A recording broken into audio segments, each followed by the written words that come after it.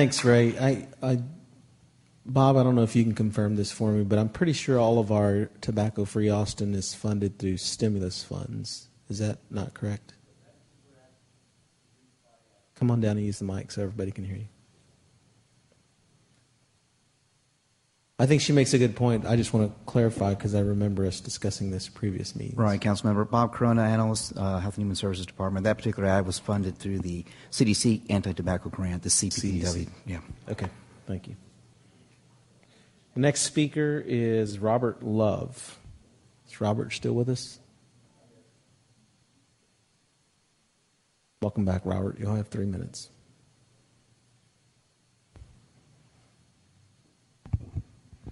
Good afternoon.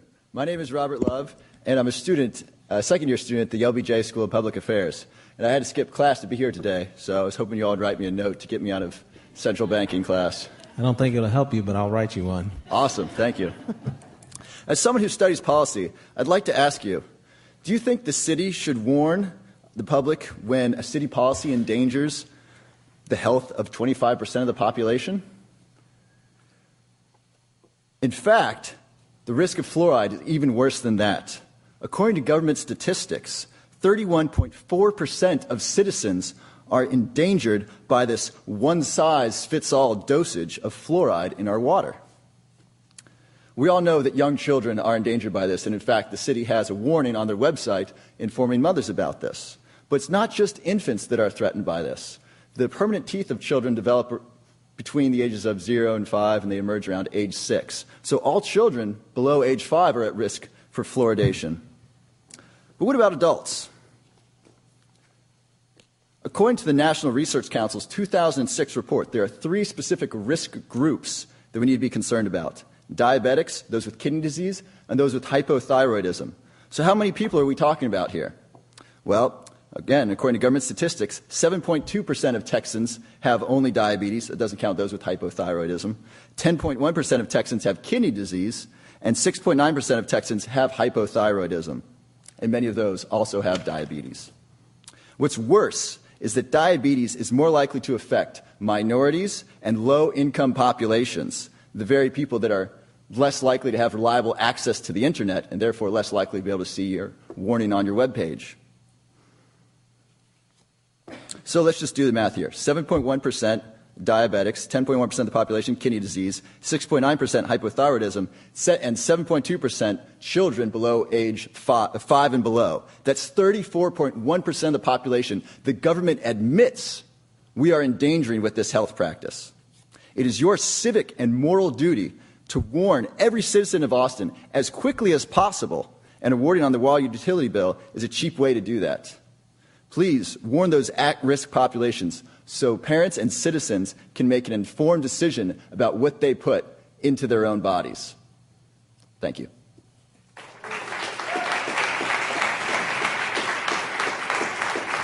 And I'll come back for that note. You bet. Might get you kicked out altogether. Thank you, Mr. Love. Next speaker is Stacy Hopp. Stacy here? Welcome, Stacy. You'll have 3 minutes. Sir, you keep raising your hand. Are you signed up to speak? Yes, I took it right after. What's your name? My name is Okay. Hi, my name is Stacy Hopp, and I'm not a doctor. I'm not a scientist. I can only speak from my personal experience, which 16 years ago I gave birth to my son, and within a few weeks at a doctor's visit, they were telling me to give him the fluoride tablets. And I didn't do it. For some reason, just intuitively, I just said, I just don't feel like I should give that to him. And at the time, really, they didn't have all this research that they have now, by any means. I breastfed my son for 3 years. I was really, really fortunate to be able to do that. And now he's got beautiful teeth, and he's also in the IB program at Westwood High School. Correlation, who knows? But I'm just really, really happy that I didn't give him the fluoride tablets at that time. So it seems like it's just sort of baby steps here. Ideally, I'd like the fluoride just to be stopped and just taken out of our water supply right now. But if we can, step by step, if it's going to take it slow, let's just at least get it done. If you can at least put the warning on the water bill. So the people that don't know about this cannot, will know not to put fluoride or fluoridated water in their baby formula, so that all of the children at least have a fair start. At least they have a chance not to develop whatever. Certainly, dental fluorosis is within 40% of the population of children between the ages of 12 and 15. So you have this information. It just seems like you need to get it out. It's just your responsibility to get it out. And again, a lot of people aren't as fortunate as I was to have the opportunity to be able to breastfeed my kid for as long as I could and give him the best start possible. But please, I just ask you to let people know what's going on. Just at least put it on the water bill. Thanks, Thank you very much.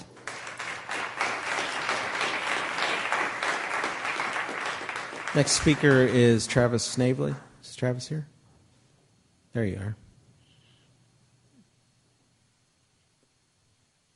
Welcome, Travis. You have 3 minutes. Good afternoon, everyone. Thank you very much. I also agree with the speakers before me. I think we do need this warning or this notice on the water bill. I guess the main reason I think is that people have the right to decide what they want to ingest. And when I turn on the faucet, I want water and water alone to come out of the faucet. I don't want any kind of added substance. Any other supplement I might want, I can put in. I can take that myself on my own accord. And I don't think the city should decide what we ingest by way of water fluoridation. And also, I'll make it quick, but I also think that just the money that we spend, I mean, we're in a budget crisis, and we can use that money on other things, and obviously, why would we want to spend money on poisoning us? So that's basically all I have. Thank you very much. Thanks, Travis.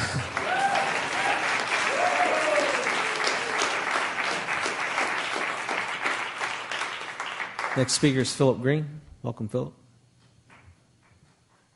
You have 3 minutes. Thank you, council members. I know there's a lot of discrepancy even within the CDC and the American Medical Association. I actually have a quote here from Charles Gordon Hyde. He's the former president of the American Medical Association. I quote, "I'm appalled at the prospect of using water as a vehicle for drugs. Fluoride is a corrosive poison that will produce serious side effects on a long-range basis. Any attempt to use water in this way is deplorable." So that's the former president of the American Medical Association. And even within the EPA and the HHS, much of their science has determined that fluoride is toxic. I have in front of you today the MSDS sheet from Mosaic Company, the company which we purchase our fluoride from. I also have the 2006 National Research Council National Academy of Science report that was requested by the EPA. So this is the government's own science. The NRC concluded that the EPA's safety standard for fluoride is not safe and should be lowered. According to the NRC, EPA's safe standard of 4 parts per million puts a person at increased risk for both tooth and bone damage. Page 187 of the report. It is apparent that fluorides have the ability to interfere with the functions of the brain and the body by direct and indirect means. Page 186. Fluorides also increase the production of free radicals in the brain through several different biological pathways. These changes have a bearing on the possibility that fluorides act to increase the risk of developing Alzheimer's disease. Page 223. Some of these endocrine effects are associated with fluoride intake that is achievable at fluoride concentrations in drinking water of 4 milligrams per liter or less, especially for young children or individuals with higher water intake. Page 197. Several lines of information indicate an effect of fluoride exposure on thyroid function. Page 221. The single animal study of pineal function indicates that fluoride exposure results in altered melatonin production and altered timing of sexual maturity, including effects on sexual maturation, calcium metabolism, parathyroid function, postmenopausal osteoporosis, cancer, and psychiatric disease. This is straight out of the NRC NAS report. This is from our government-funded science. I don't see the point in putting a warning on our water utility bills stating that a third of the public is possibly being detrimentally affected by a toxic substance that we have the choice to add to our drinking water. Let's vote this stuff out. It takes 4 council members to have this done with. We don't need a warning to indicate to people that they're being harmed by a substance that doesn't have to be there in the first place. Please end this today. Thank you.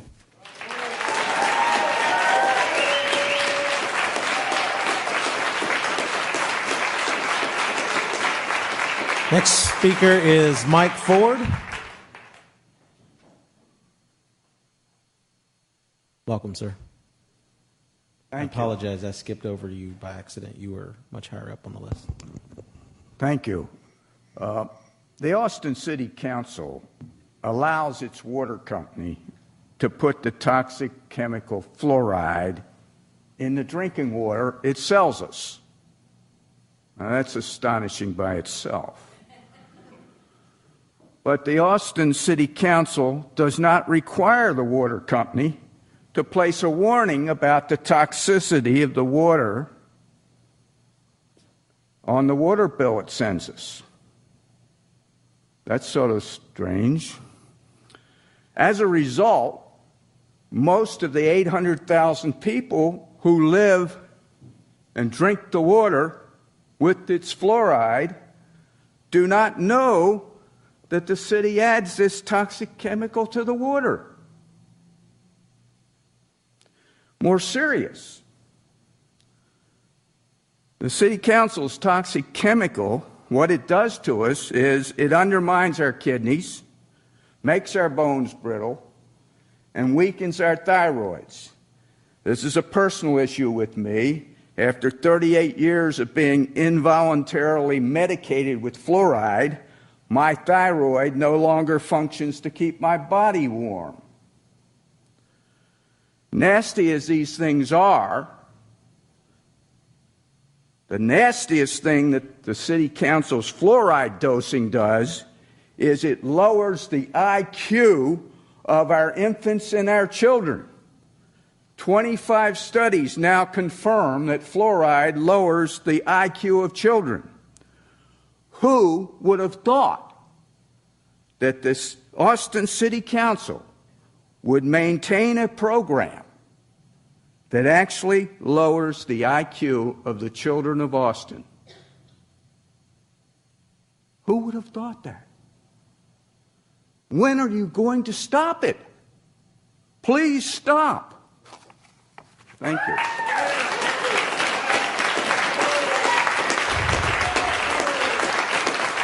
The next speaker is Julie Williams. Is Julie Williams here? She left. Okay. The next speaker is W. Russell Doyle. Welcome, Mr. Doyle.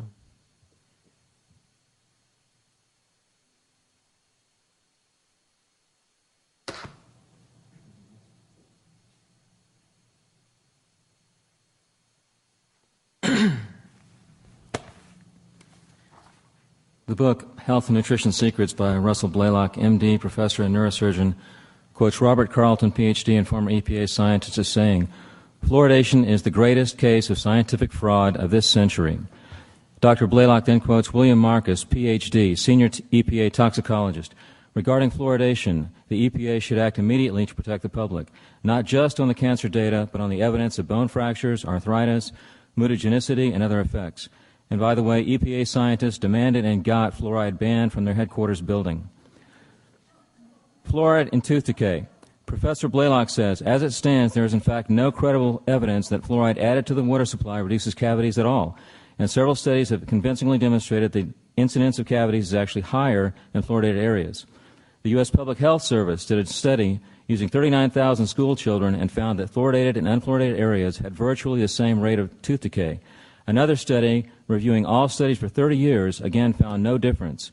And a 30-year study in India using 400,000 children found that as the fluoride level increased, so did tooth decay.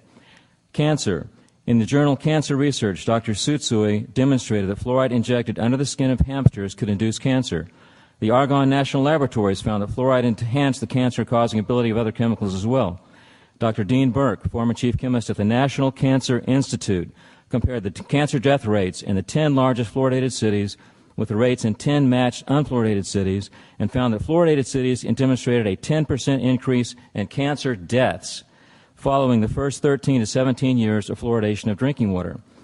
Fluoride and genetic damage. Dr. Wolfgang Klein demonstrated that cells exposed to 1 part per million fluoride exhibit a 50% reduction in DNA repair enzyme activity. That not only increases cancer risk, but also aggravates disease of the nervous system, such as Alzheimer's, Parkinson's, and Lou Gehrig's disease. And when unrepaired DNA damage occurs in reproductive cells, the damage is passed on to children as well. Fluoride fractures and fragile bones. Fluoride weakens long bones such as the femur and radius. 8 peer-reviewed studies demonstrate increased hip fractures with fluoridation. One study demonstrated that fluoridation increased the incidence of hip fractures by 27% in women and 41% in men. IQ.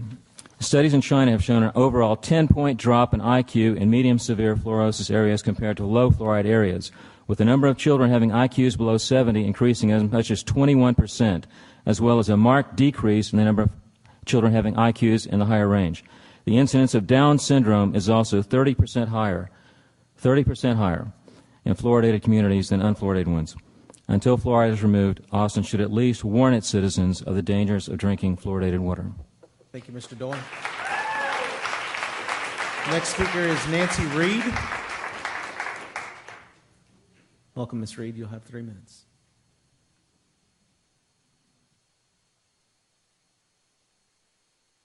I appreciate your graciousness. I can see that being even on this kind of water board can be somewhat torturous.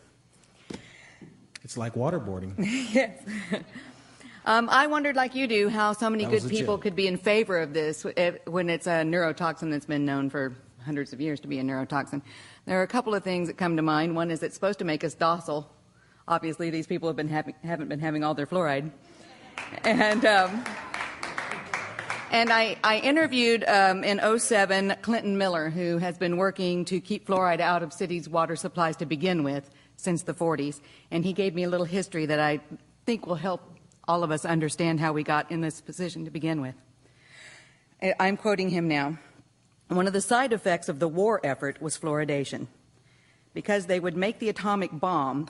And so what they had done in the Manhattan Project, once they found out they were poisoning orchards, you see, poisoning on orchards where they were making the atomic bomb was destruction of the plants, and the farmers were going to sue the federal government. So they put it under the war effort. This man's in his late 80s now. He says, and I was in the war effort. I was in the Second World War. I have a major in military science and tactics. That's my bachelor's degree. I believe in defending the country. I believe there were certain times when you have to have military emergency, and we certainly did, both in Germany and Japan. Something that required military drastic action, and I could even defend as a military person, not telling the public about it, so that you could go ahead and make the atomic bomb. But lots of people were injured by the atomic bomb before one even went off, and they were hurt in this country by the fluoride injury. What they did in the process is that they put total security, military security, on the information, and no one could talk about it in the government. And as a result, all of this was suppressed. But here you have the public health department going out and promoting it, which worked fine for the military, because how's fluoride going to be bad if it's going to be good for teeth? And the whole scenario took place under classified information. I then asked him, I said, I know in legal battles you must have been confronted with a lot of experts that show scientific evidence saying what the government or the corporations want them to say. How do you deal with that? He said, well, very gingerly. Number one, if you've got the government under classified, if top scientists in the government cannot talk about it honestly, they can make their memorandums, but it goes in and it doesn't go out. That's where distortion of the scientist comes in, because when a scientist works for the government and he cannot go out and tell the people because he would be breaking the code, the Manhattan Code. Once I understood the military connection here, then it helped me understand that a lot of it wasn't mean-spirited or ugly people or even greedy people. They were caught up in a rock and a hard place. So it was a military secret. Oh, my time is up. One more statement. What it has become now is, I could tell you that we're killing you, but then I'd have to kill you. Thank you. Thank you, Ms. Reed. The next speaker is Vicki Karp. Welcome, Ms. Karp.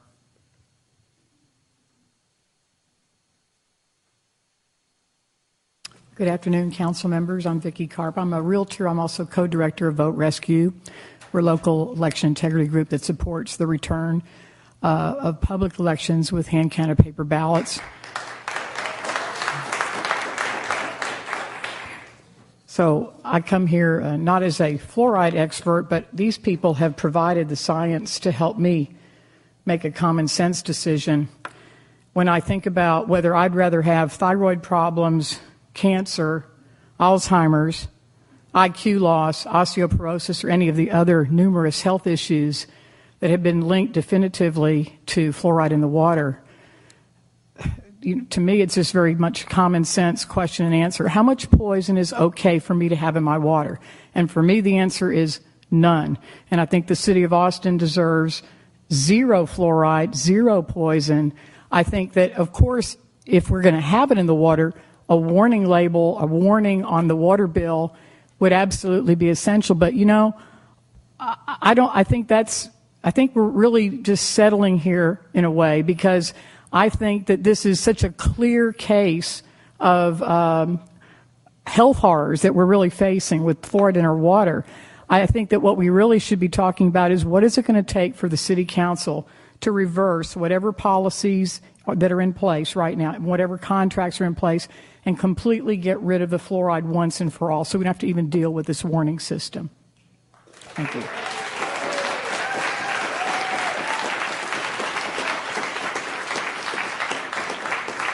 Next speaker is Jackie Simon.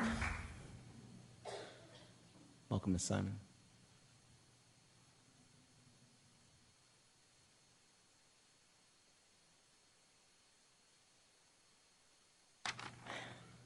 Is there a giant plan to decrease the world's population? It sounds insane, and surely only crazy conspiracy theorists think that way. Well, I have no theories and only facts. I've worked in hospitals for 30 years as a registered nurse. I have 5 degrees, and 10 of those years I worked as a diabetes clinical nurse specialist. Do you think the enormous rise in diabetes and other chronic illnesses is just a big accident?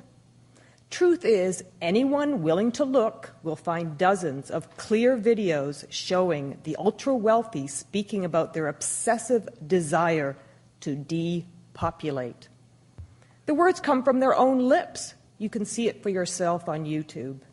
They include David Rockefeller, Bill Gates, Ted Turner, and other billionaire eugenicists. They admit this. But these people pale in comparison to the House of Rothschild, estimated to be worth several $100 trillion. This banking cabal has been behind genocidal leaders worldwide, including Stalin, Hitler, Mao, Brezhnev, and others. These horrible mass killings really did happen. And the only thing that's protected us in America is our right to bear arms. So the methods used to kill us must be a little more hidden, slow, as someone else said 30 years, and deceptive.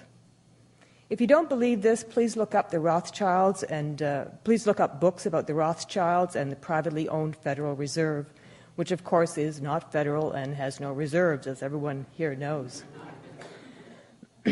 But make no mistake, they are slowly and intentionally trying to kill us. This really is happening.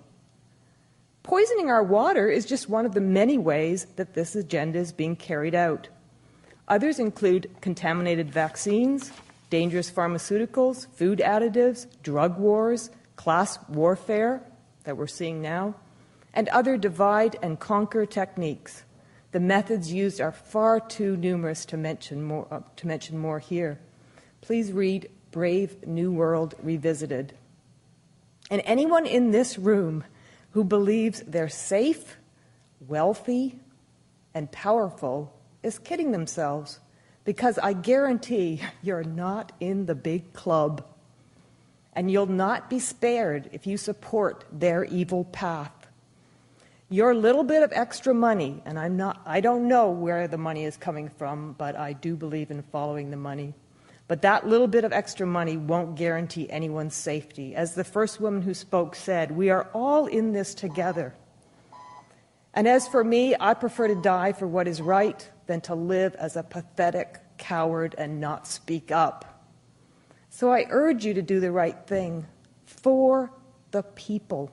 Thank you, Ms. Simon. And the people, my friends, includes everyone in this room. We need to get fluoride out of our water. So thank you so much for taking firm action. Thank you, Ms. Simon. The next speaker is Ellis McLean.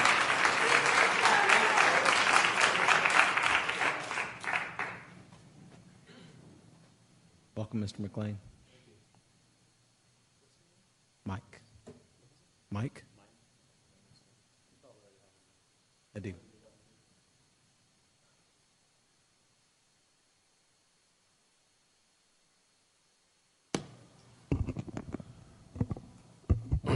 Thank you.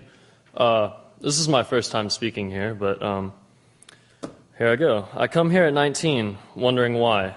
Why has this taken so long?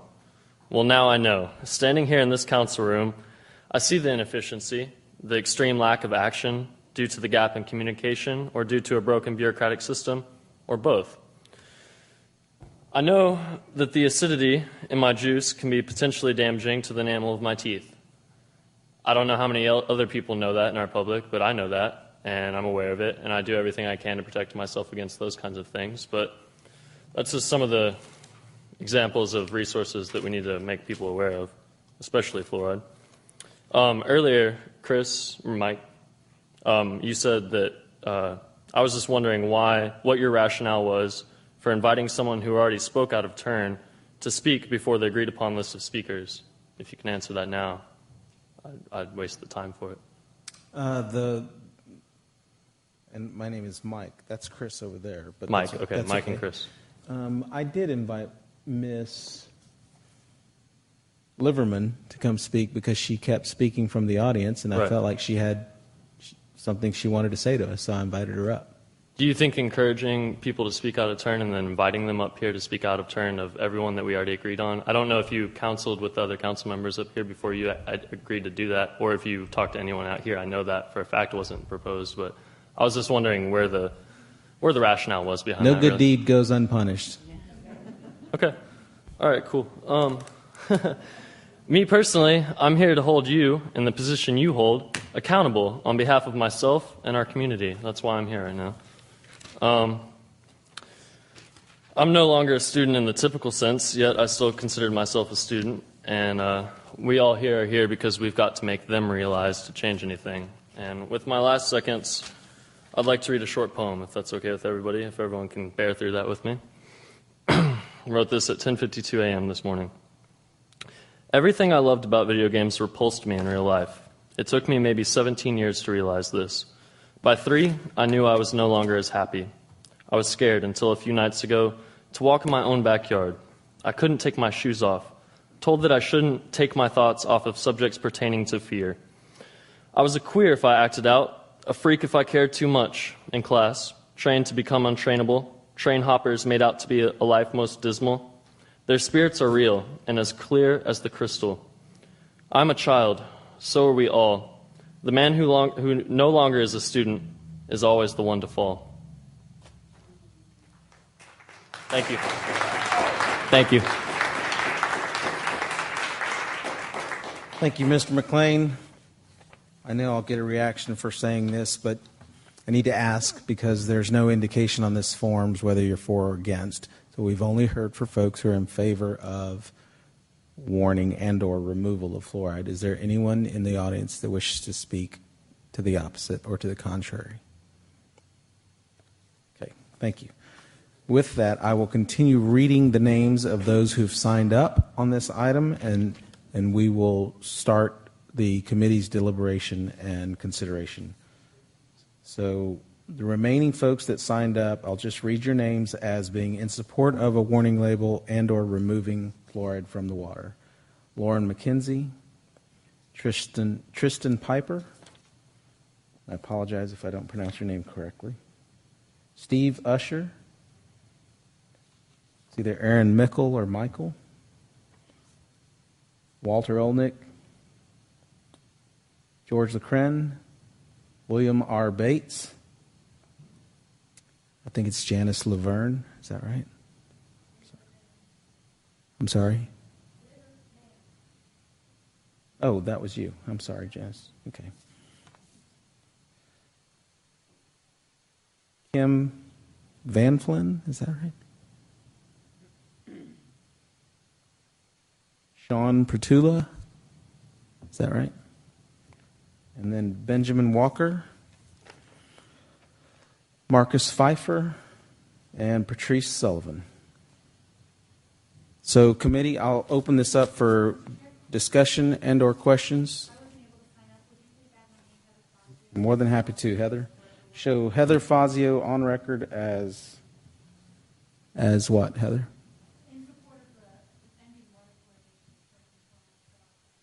Okay.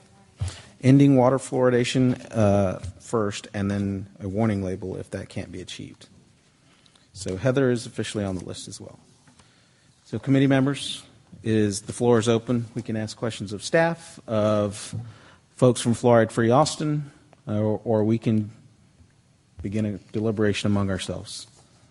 Councilmember Riley. Do we have staff here who can answer questions? I think I saw Bert. Anyone else from Public Health and Health and Human Services?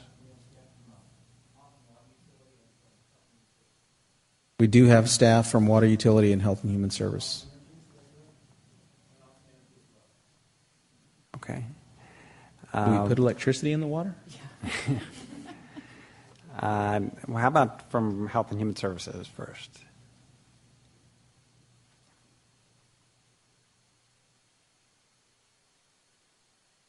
Good afternoon. I'm Janet Pichette, staff toxicologist with the City of Austin Health and Human Services Department. Thanks for being here, Janet. We have seen reports at times in the past from Dr. Wong with respect to the appropriateness of the city's current policy with respect to fluoride. I can't remember exactly when the last report was. Do you happen to know? I do not actually know when the last date of the report was. It seemed like it was at least a year ago. Does that seem right to me? Yeah, and our position hasn't changed based on that report.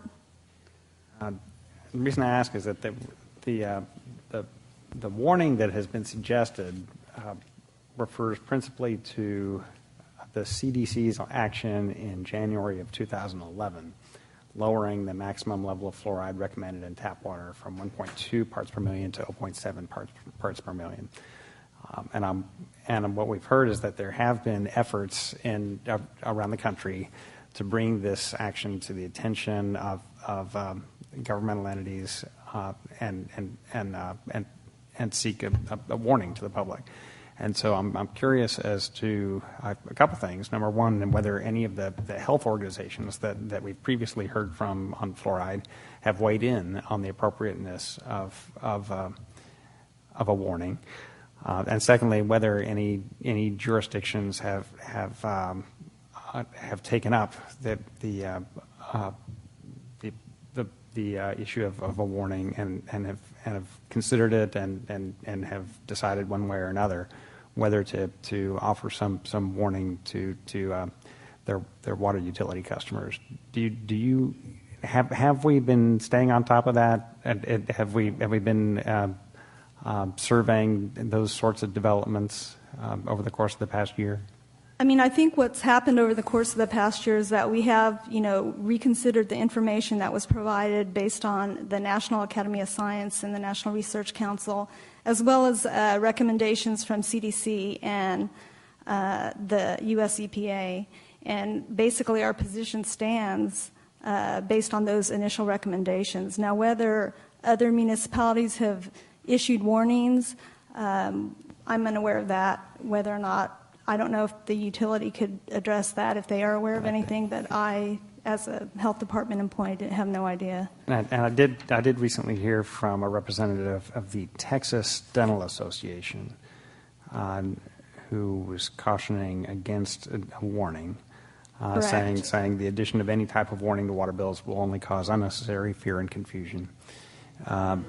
But I don't know. I don't know if if the American Dental Association or other healthcare organizations have offered any guidance with respect I to know warnings. I saw 2 letters, I think, that were addressed to the council members that came from the Texas Dental Association and also the, I believe it was American Pediatric Society, who recommend against the warning or opposition to the warning. Okay. I wonder if. Let me say, I don't think that I'm going to be ready today to take it. I know everybody would like us to say we're going to vote to end fluoridation now. I don't think I'm there yet. I am not a doctor. I'm not a medically trained professional. I've been trying to pick up as much information as I can on this subject, but I am interested in hearing what health authorities have to say on this subject. And so what I would suggest is that staff take some time over the course of the next month to take a careful look at the healthcare organizations, including the major healthcare organizations we've heard from in the past on fluoride, and see whether they have offered any new guidance over the course of the past year with respect to warnings in particular, since this issue has been coming up in the wake of the CD's action in January. And I'd also be interested in any reports from around the country if other cities have been considering suggestions of warnings, have been weighing this issue, and what actions they have been taking. And I think if we could have an up-to-date report on those matters at the next meeting, then that would provide a very helpful basis for continuing this conversation. We could certainly can do that for you. Okay. So, colleagues, I would offer that as a motion that we ask staff to take a look at those things and report back with recommendations at the next month's meeting. So, I don't want to ask you to repeat all that because that took way too long. Just kidding. So let me understand. You have a motion. You're making a motion that we direct staff to continue further conversations with health experts to undertake a survey of developments over the past year with respect to any new guidance from healthcare organizations on the subject of fluoride or warnings associated with fluoride, as well as taking a look at whether other jurisdictions around the country have considered including warnings on utility bills. And I mean, just for additional clarification, like when you say additional healthcare organizations, I'm assuming like the Texas Foundation, Sure. American Medical Association, and Sure. those types of organizations. Sure. Sorts of organizations that we've heard from in the past on the subject Sure. of fluoride. We'll be glad to do that for you. So we have a motion. Is there a second? There's a second. Councilmember Morrison. Yeah, I'm certainly supportive of that motion because it's needless to say, this is, I think, a challenging issue for all of us as I'm not a doctor either, and I don't have independent knowledge in this arena, so being able to try to juggle things and understand both sides. And I think Dr. Weissman, I think it was in particular, said, well, there's good science on both sides. On the other hand, we've also heard perspectives that it's all scientific fraud on one side, and I think that as somebody trying to figure out a reasonable policy, that's the challenge that we have. There are 2 other things that he said that spoke to me: the issue of informed consent and the issue of dosage control. And the informed consent issue, is a logical, for me, something to be asking. And I go back to, as I understand it, the City of Austin voters voted in the 70s to do that, to fluoridate the water. On the other hand, we're decades beyond that. So, how do you juggle that? I do have one question specifically related to dosage control. And, I've read what the CDC has on their website about recommending that for babies that are formula fed, and mainly only getting formula, that they suggest that parents use non-fluoridated water. And I understand that we have something on our website that addresses that issue. Can you talk a little bit about that? Yes, ma'am. I think based on the new recommendations that were reported out last year, we did develop something so that people could make a decision as to whether or not they wanted to choose using city water to, make their baby formula and such, and make that decision based on information that was available. It's, I believe, on the Austin Water Utility website, and it was on the Austin Health Department's website at one point too. So, the last I saw was there. So. I'm sorry, go ahead, please. He just handed me the website information.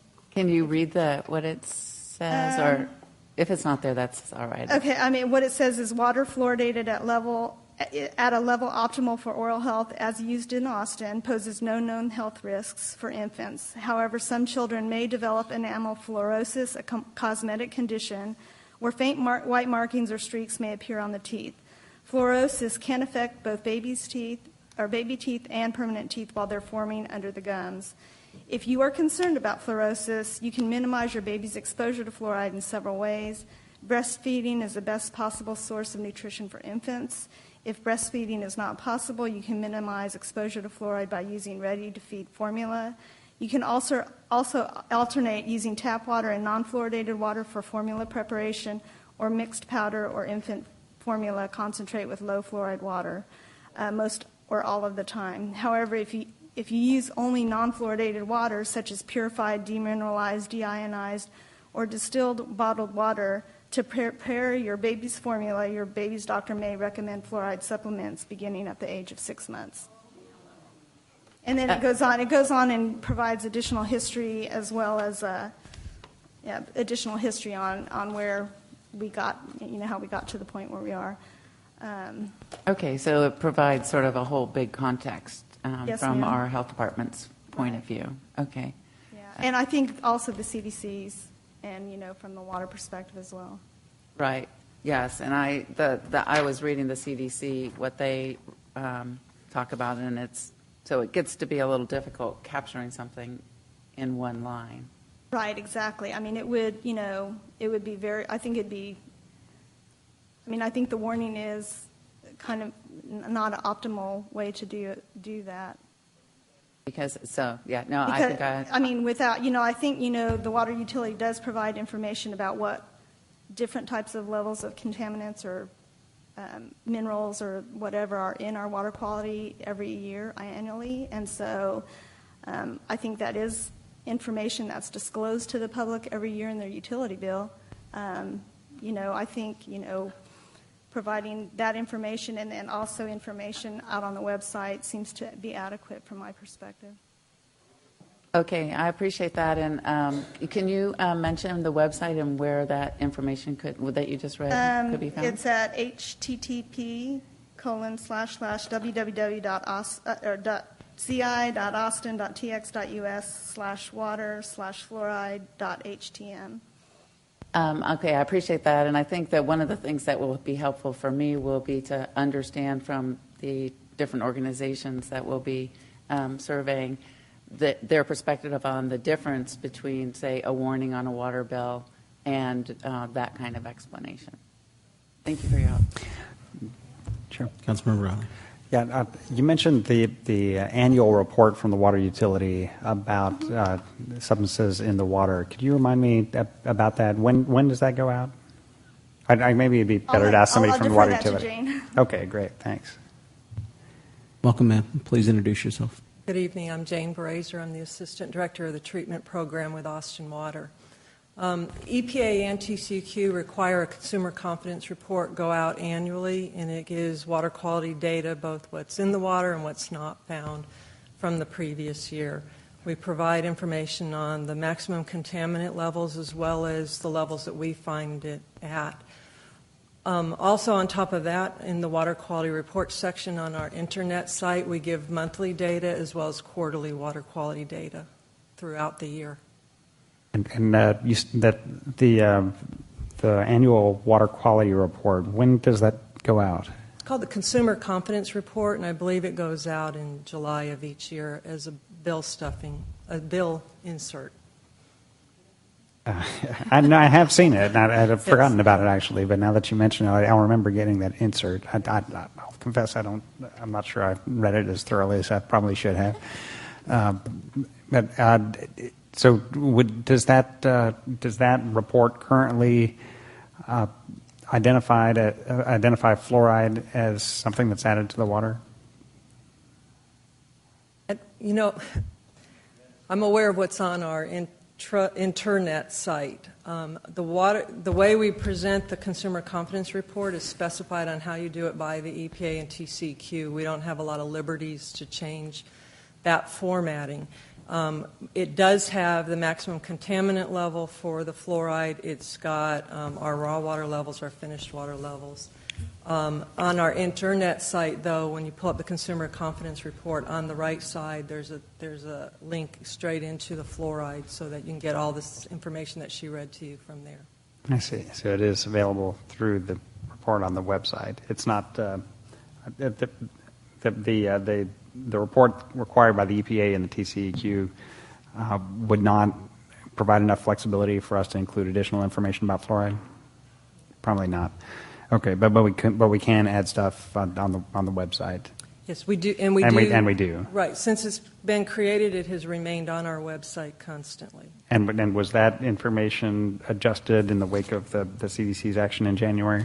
Right. That information, the 2 paragraphs she read to us, were provided to us from Health and Human Services. And after the CDC acted in January, yes. So that warning was included. Yes.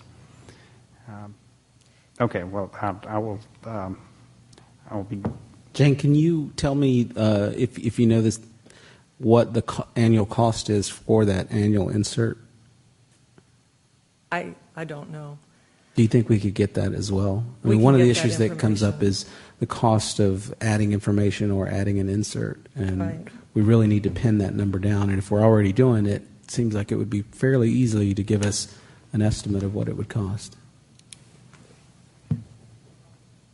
Are you wanting, in addition to the Consumer Confidence Yes. Report, or in general, how much it costs for bill inserts? How much it costs for an insert? Okay. I will get that information for you. Thanks so much, Jane. Appreciate it. Bert, since you're the ACM over Health and Human Services and Carlos had to go to another meeting, I wanted to see if you could respond. Carlos is fairly new, and I really wanted to ask him as our new Health and Human Service Director for his best advice and position on this issue. Could you speak to conversations you and Carlos may have had and where he is on this issue? Well, Bert Lumbretta's Assistant City Manager over Community Services. You are correct. He hasn't been here that long, but he has had extensive discussions with Dr. Wong, and certainly because of the fact that we look at the recommendations from the CDC, and which is really the authority that we look at, and it's fairly common amongst municipalities. This is not the only city that looks at that information.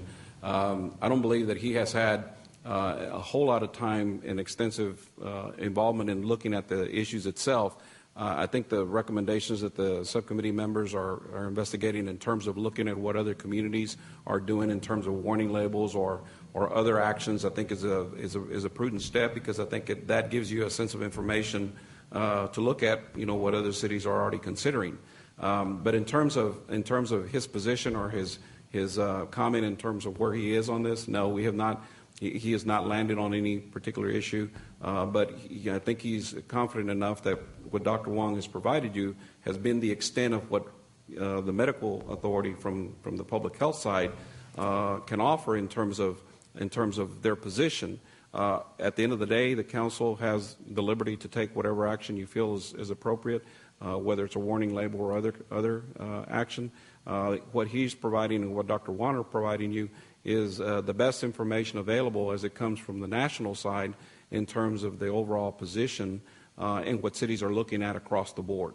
So I know that doesn't give you a direct answer, but to give you a straight answer from his side, no, he does not have an opinion one way or the other.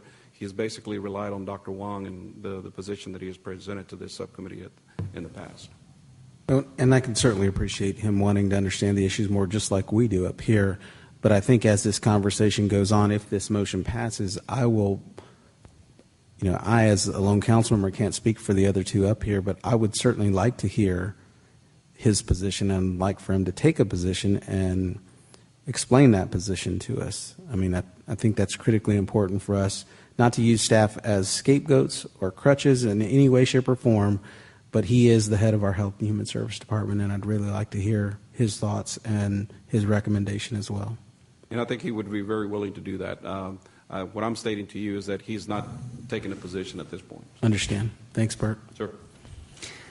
Councilmember Riley. I'm glad to hear about the information that we currently have on the website. I think when you look at the warnings that the CDC has issued, what you see is a lot of information that actually goes into some detail, guiding parents about how they can make decisions about how to take care of kids and what are the appropriate steps to take. And I can see how that volume information might not readily lend itself to being reduced to a little blurb of information that's stuck in a utility bill, something that someone is going to glance at it and throw away. And so I'm glad that we do have some robust information there on the website. I think it may be the case that a lot of people who might be interested in that information aren't even aware that the information is out there on the website. So as we look at the options, it seems like one option to consider might be just some very short reference somewhere on the utility bill or on an insert, telling people that if they're concerned about fluoride or other substances in the water, they can go to this link. And so could be just that one line in the utility bill, somewhere in the utility bill, and then people could go consult the website and they'd see all that information. And that information could be out there year-round at no cost, and it could be updated as new information becomes available. So that's just one option to consider. I'd be interested in hearing what health organizations or what guidance health organizations are offering on this and what other jurisdictions are doing. But I think there are a variety of ways that we could get that information out there. The only other suggestion I would make is that in addition to a website link, that we actually have a phone number. I realize not everyone has internet access and or phones, but providing as many mediums as possible for Q&A and getting information would be something that I would hope that we would explore. No, ma'am. The public testimony has concluded. There is a motion on the table by Councilmember Riley with a second from Councilmember Morrison. Any other discussion? All in favor say aye. Aye. Those opposed? That motion carries unanimously. And there are no other agenda items, so without objection from the committee, we are adjourned.